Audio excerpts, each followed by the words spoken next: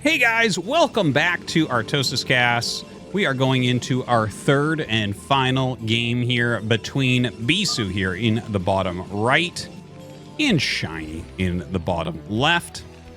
Yeah, it's been a nice series so far. Like, honestly, I think that both the games were Bisu's to lose, and he did.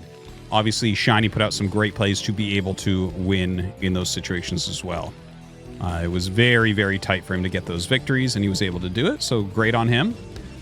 Now, Bisu, yeah, I don't know. I think he is for sure a better player than Shinee. You know, you're going to lose games here and there no matter what. Everyone makes mistakes. Even Sulky made a mistake or two last season, so what can you do? We're on Deja Vu here for map 3. Hope you guys are enjoying, and while we kind of wait for this to get going, I want to thank you again for checking out ArtosisCasts. I really appreciate that. I just hope that everyone loves the games and continues to watch. It makes me very happy. And yeah, thank you to everyone who has supported on the Patreon, patreon.com/Artosis. It's really, really appreciated, guys. Thank you. So, taking a look here. Can't tell from Shinee yet exactly what he wants to do. He might go for that 11 gas once again. We'll see. Yeah, looks like he's going to go 11 gas. He would have had that SCV queued up already otherwise. Yeah, 135 gas is pretty darn quick. And Bisu over here, looks like he might go gate, pylon, and then into his gas and stuff and make 2 to 3 zealots. No, my bad. Never mind. Called that a little bit too quickly. Just gets his gas a little bit slower. I'm sure he has it mapped out for his build. I don't know the intricacies of Protoss or Zerg build orders to nowhere near as closely as I do to the intricacies of Terran, where it's like, oh, this is one SCV off. I'll tell you guys like a 5-page novel on what that means. Obviously, you know, being a Terran player, I just pay more close attention to the nuances and intricacies of those things because I have to use them every single day. But yeah, anyways, whatever. Sorry about that. SCV scouting up here, and his trailing vision should spot the incoming probe. Oh, whoops, that's the wrong one to check. Did he spot the incoming probe? No, he didn't. Okay, now he does. Because sometimes when you see that, you can go to the ramp and block it and make Bisu think that maybe you're up there. But yeah, he misses that a little bit. That's okay. And where does Shinee go? Is he just going to go to the right? Now, this could be a mind game. Because he's going to the right, Bisu could think, oh, he's going home and follow him. Or he could think, oh, he's trying to throw me off and go in the other direction. You know, both are a real possibility. Either way, Nexus goes up. I think he's just trying to get the probe close enough for a moving shot. And he got like one shot in there, and then he's like, you know what, we're going to scout here anyways.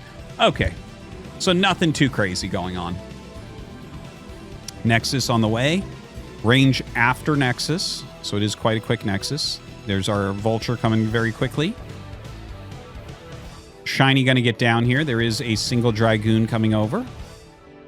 And the command center gets started. Nexus a little over third the way.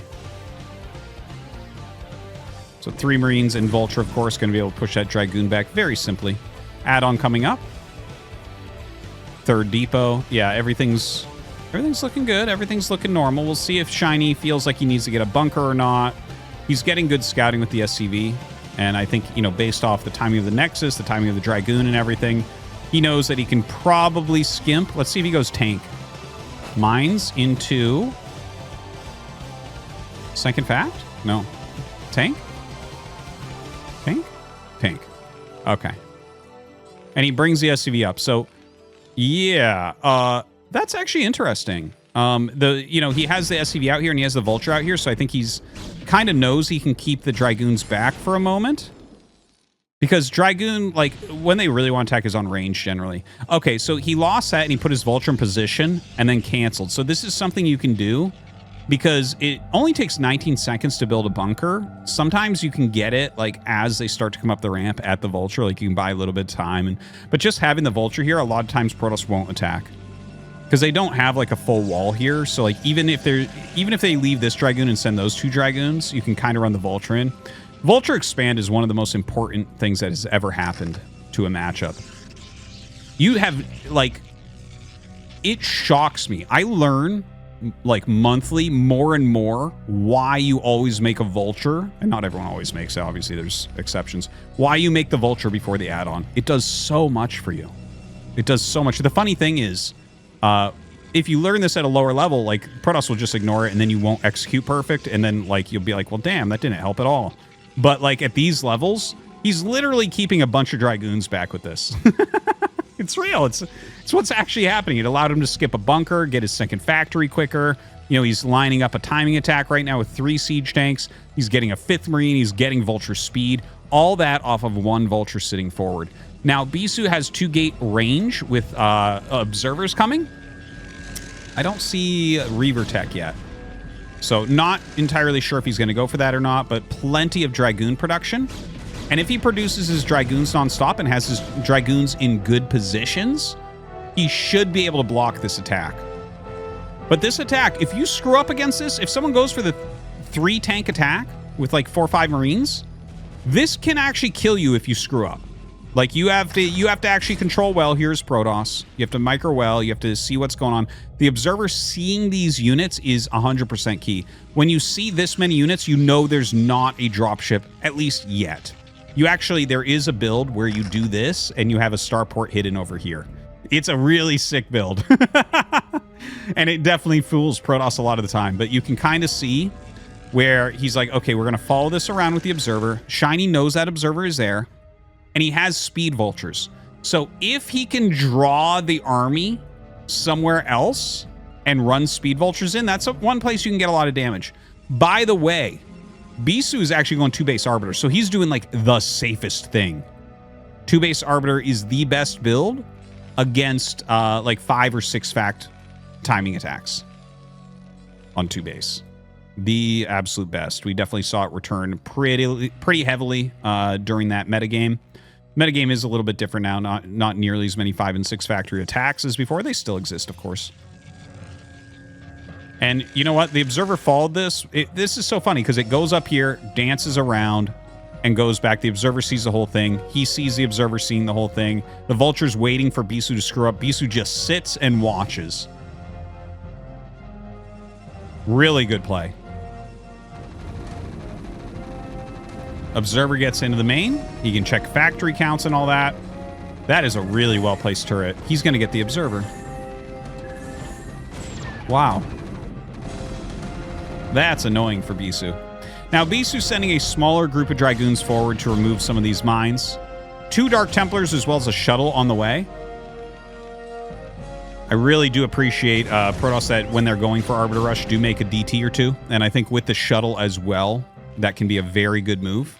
Actually, Taste and I were talking about that in an ASL cast recently. About how it's really weird. Some players go for the Arbiter Rush and don't make any DTs. I think at least 1 is good. And the shuttle can be really good. Like, oftentimes you come over and everything's pretty well blocked, but sometimes you can, like, grab a depot or something, force a scan, just kind of keep them busy and not really lose anything. It's just kind of like a nice little addition to it, I think. And it gives you a little bit more scouting, I guess, as well when you lost that observer. But yeah, he's not going to actually get anything done. I think everything is pretty well defended. Like, he might be able to... no. That turret would see going down the ramp even here. So, yeah, I think he's literally 100% protected. Like, if he eats this mine, he can hit some buildings down here. I think he can probably hit the academy without being seen by this turret. I don't think he can hit this depot. Oops. All right, only 1 of the DTs takes damage. Look at that. He leaves 1 down to bait the scan. Doesn't quite get it up in time. So that turned out to be just slightly better for Shinee, but if he picks it up, it's slightly better for Bisu. These are, again, not things that are going to likely change the outcome of the game. But you're always, you know, this is the thing. When you get really fast, like, these are the types of moves you can do that could gain you value. Yeah, with the Goliath coming out, he will run. I don't think that'll burn down. Ooh, he almost lost that. If he had lost that, suddenly it's, well, again, not a game ender, but good for Shinee, obviously. All right, +1, almost halfway done. He's going to his 6th factory. Okay, I have to be really critical of Shinee here. I really don't think 5 or 6 fact play is good at all against 2-base Arbiter. I think it is garbage. It should lose every single time, in my opinion. And it does win sometimes. Don't forget, though, the reason why JYJ is not in this season is because he did that against Tyson. And Tyson knew exactly how to play it. Played it perfectly. Pretty straightforward. And JYJ doesn't get to play in ASL, right? So, anyways, the 6 factory blows my mind. Because when they go Arbiter, like, you can go 5 factory third base really easily. But, you know, I guess there is always like a silver lining, like going 6 factory. You could attack if anything goes wrong for Protoss and maybe pick up that victory, of course. But also, they won't go for their additional nexuses that quick. So, like, basically, if you go like 2-base Arbiter third, and the third is starting around the same time as Arbiter Tech, I would still call that a 2-base Arbiter. Basically, like, if you hold the push, or if Terran expands, you make 2 nexuses really quickly. And it kind of keeps the game tilted towards, like, ooh, should you be aggressive or not? And he flies us down here. I don't know why, because he does not have energy for recall, even though he is getting recall. I think he's trying to... I don't know why he's doing this. He doesn't have the energy. Huh. Anyways, like I was saying, you would slow the nexuses if you think they might attack, even though your build is favored, because you just got to have a lot of units so that you definitely win. Here he flew in and actually saw the command center and started another nexus right away. I think he was going to start this nexus regardless. And the thing is, like, this army's getting really, really big. So you do have to be careful about not being, like, too greedy here, but he's almost maxed out. So I could see him making the 5th nexus also. By the way, more SCVs right now than probes. So Shinee's economy is fantastic. He's got his science facility just finishing so he can get his upgrades going. +2 gets started. He'll get +1 here. Great spread. Great mines. Shinee's pretty invincible. Well, hold on. He's got a lot of units down here, and Bisu has decided to attack. He's basically maxed out here at 1230 with Arbiter Tech. Gonna bring in that shuttle as well. Yeah, just kind of sits over everything. That's actually a pretty good stasis there. And the Zealots are being spread pretty awesomely onto some of these siege tanks, so he is going to clear quite a bit. But he has lost his Arbiter. He doesn't want to lose these Dragoons specifically. I think that would be the biggest mistake that could be made here. Okay, I think pulling these back is exactly perfect. Okay, I can't say anything actually negative about the way that this attack went. Like, this was executed really well. The really, really important thing is pulling back these Dragoons. You pull back these Dragoons, you keep them alive. If you've been paying attention to this series, I was talking some about how it's really important, like, to not have to make a giant round of Dragoons, because it allows Terran to do things. It just kind of slows everything down. Like, if they're going to attack, that's a perfect time to do it. Here, Shinee's just going to sit tight. And that's rightfully so, because suddenly a bunch of Zealots come out. The supply of Protoss jumps up really quickly once again. Bisu going to seesaw down here to the 3rd base. Looking at Bisu's base just real quick. See if we have anything too interesting happening. No, not really. He's got the 5 Nexus, though. And he doesn't have the 5th one mining, but he'll get that mining. He needs some more probes, is the one thing I can definitely say about him. I haven't seen the lower probe style lately. Like 55. This is how YSC was playing for a long time. Like a year ago. He was very into, or maybe it was 2 years ago. Time runs together with StarCraft. But yeah, a year or two ago, it actually became popular for a little bit to sit on about 55 probes and have really big armies. But generally, we want mid-60s. And some styles you can actually play into the 70s with Protoss. Okay, so Shinee is just like super mega giga turtled once again. He has his 3rd geyser, so we should actually see vessel production being started, but he just now is starting to mine off of it. Bisu trying to attack again. He actually chooses to stasis a group of vultures here. Allows his Zealots to get in a little bit more. Oh, and the recall on top of the other ones. Okay, that's really interesting. He's actually going to jump in on top of everything here. Wow.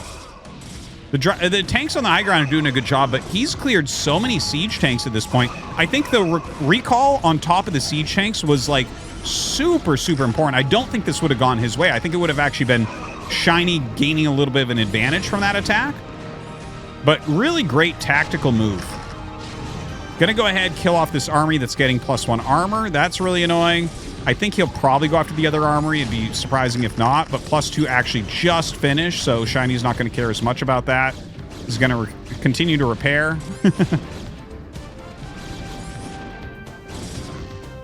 I think Shinee's pretty dead. Yeah. Look at Bisu's supply right now. So Shinee has gone down in workers. He just lost a command center. His mining is very, very poor from here. Bisu, in the meantime, 5 Nexuses going.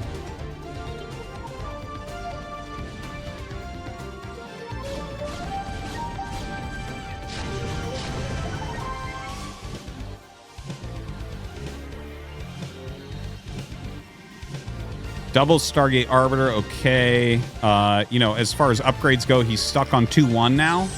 He'll have to add another armory, but he can't really afford to go into 3-2. If I added another armory, I would start +3 because I think if you're going to win this game, it's going to be so late in the game, the +3 will pay off. EMP now on the way with the vessel. Arbiter energy coming up for Bisu.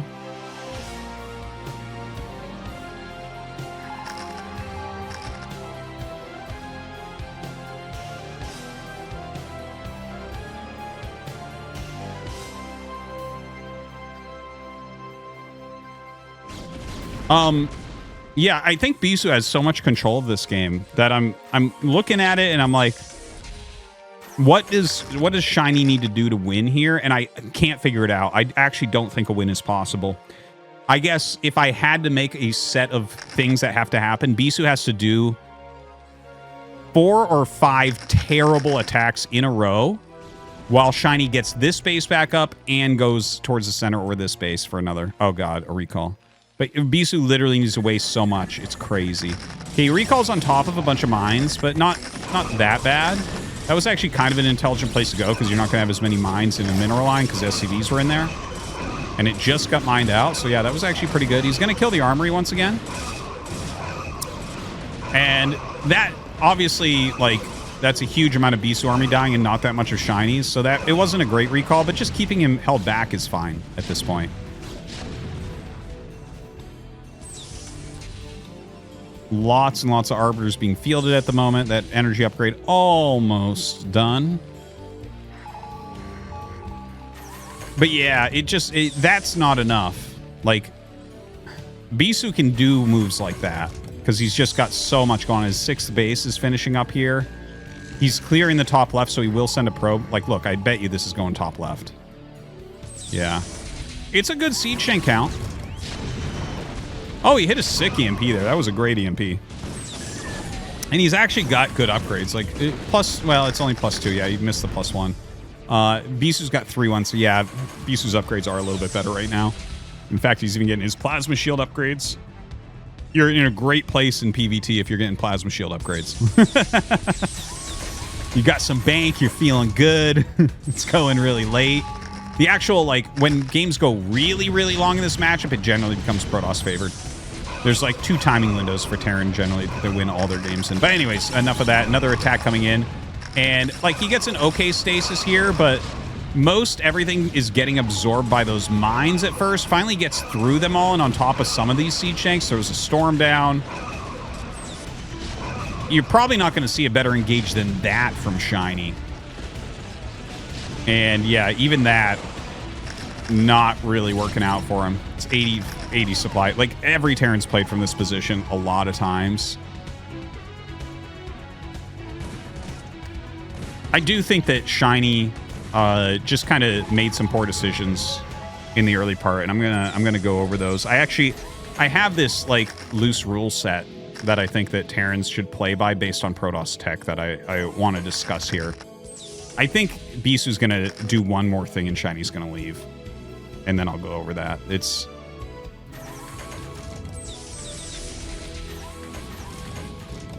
just like, he's not making any progress. He's like splitting up and everything. Doesn't want to give up Honestly, if he just scans around and sees how many nexuses there are mining, I think that's enough for you to be like, all right. I'm not going to be the best Protoss of all time in this position. Certainly not. Honestly, I don't think he'd beat a B rank Protoss in this position. He'd just die. Double Arbiter flying over here. I'm not sure what the idea is. Shinee gonna deny top left, so that's nice, I guess. But yeah, the only realistic Shinee victory, like I mentioned before, is Bisu throwing away countless armies and Shinee continuing to expand and just defending. There's 0 attack timings that will ever open up in this game. He'll literally need Bisu to mine out and waste everything at this point. That's how bad it is. Okay, recall goes off here. He doesn't quite have enough for a second recall. He misses the EMP on that Arbiter. Pulling this Arbiter back. That's actually a really good stasis. That's like the only tank that's hitting this army right now. That's an excellent, excellent stasis. Just kill buildings. Shinee doesn't have money to replace anything at this point. He's supply blocked.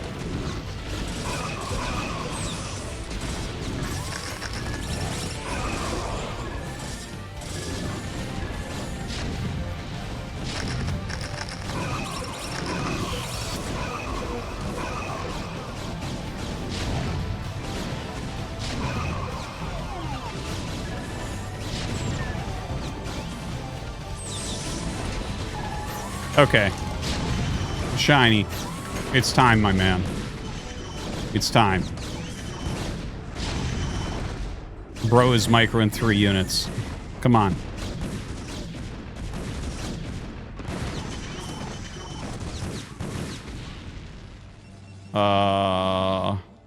This is so pointless. We're gonna up the speed.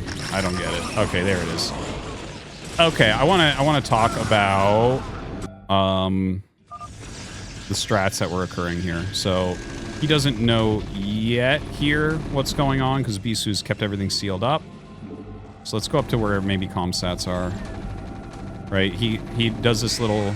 He already did the push out here, I believe. Comsats come online a little bit late. Okay, so here's the comsat coming up. Here's the DT drop coming in. Okay, when he drops the DT out, the 2 DTs out, I think you can look at this. Because no Reaver ever poked, I think you can look at this already and say that this is an Arbiter build. And, like, I mean, I could see you also being like, no, this could be, you know, he could be, like, going to DT drop into Speed Shuttle with Storm. And just, like, kind of foregoing Reavers a little bit. Not super likely, but it could be, so I can accept that. To see this, like... Okay, so the DT drop occurred. I'm just waiting for him to figure out what Bisu's doing here, so I can kind of go over... So he starts a 6 factory. I don't know... Against any build that he's doing, I don't think the 6 factory is particularly good. Unless this is... If it's DT drop into Gateway Man, but that's not really a thing. It's not really a thing. So let's see, and maybe I even called wrong what he did here. Because I'm seeing the 6 fact, I'm like, okay, so he sees Arbiter there at like 10 minutes. Okay, let's see if he instantly starts a command center from that.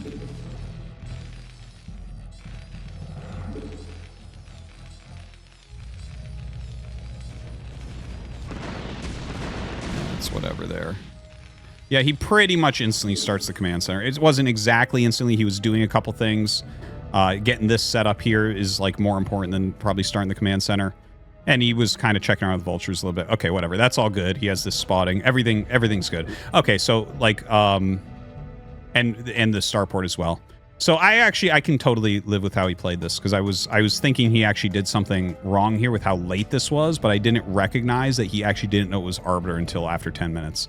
So it was just like a little bit late. Like he lined up his factories for possibly a timing attack and got the later academy. And that's always something you have to decide. Do you want the factories first or do you want the academy first? Because academy and comsats is pretty expensive. Anyways. Okay, so that's pretty good. So let me just share this anyways for any aspiring Terran players. When you figure out what Protoss is doing, there are 4 main things that Protoss can do. Okay? Arbiter, Carrier, Speed Shuttle play, and Gateway Man. Against Gateway Man, you just get a lot of factories and expand. Against Arbiter or like any Templar tech, any quick Templar tech, you expand as quickly as you can to your third base. Incredibly important, because you cannot really attack on 2 bases against Templar tech because you will never have enough detection. They can always grind that out of you. So always expand super fast against that. Against like Templar, Reaver, like speed shuttle type stuff. Well, wait, let me talk about carriers first. Against carriers, you always line up a timing attack because they outscale mech. So you have to line up a timing attack. And then against speed shuttle type stuff, those games are the most dynamic with the most different decisions, the most different outcomes of all choices, because there's just a lot going on. It's kind of like SK Terran against Zerg, where like every unit lost, every unit killed makes the game play differently. But in general, you want to make sure that you're well defended against the harassment and kind of just expand. And like, it's kind of up to Protoss a little bit. They can't really kill you, but they can hurt your economy, which will eventually kill you. So it's kind of about your like defensive play at the start and then recognizing when you have opportunities to attack. Okay, so that one's the most complicated one, which is also probably why it's overall the best one. Because you want these complicated positions. You don't want things being boiled down instantly. Like carriers get boiled down almost instantly. Sometimes mathematically there's enough carriers. You know, we talk about cross spawn Nexus first into fast carrier. It just mathematically gets out of hand very quickly for Terran. Basically any carrier game gets boiled down really quick. Does Terran have enough? Are they timing attack? And there's some play in there. Don't get me wrong, there is some play, but it doesn't allow for like a ton of skill expression on either side. Whereas something like speed shuttles allow for a ton of skill expression on both sides. And Marine Medic against Zerg, ton of skill expression on both sides. So, whereas you look at, you know, there's builds that just kind of play themselves. Goliath build against Zerg. Okay. Carrier, like I said before. You know, there are all sorts of builds like this. But yeah, anyways, that's kind of my general rule for it. You just have to expand really quickly against these types of builds. And sometimes you get a timing attack against Arbiter, sometimes you don't. Sometimes you got to expand again. But yeah, anyways, there you go. I don't know. I hope that was helpful for anyone that plays and wants to know the thought process. But yeah, Shinee did that well, but Bisu just outplayed him. Clear as that. But yeah, I do think the 6 fact was funny. When you see the DTs drop out, I would never start this. I would always start Command Center just because the general rule, if they have Templar tech, you can't attack. Okay. Thanks for watching, guys. Hope you enjoyed this Bisu vs. Shinee series. I think it was really, really good. Let me know in the comments if you would agree. Talk to you next time.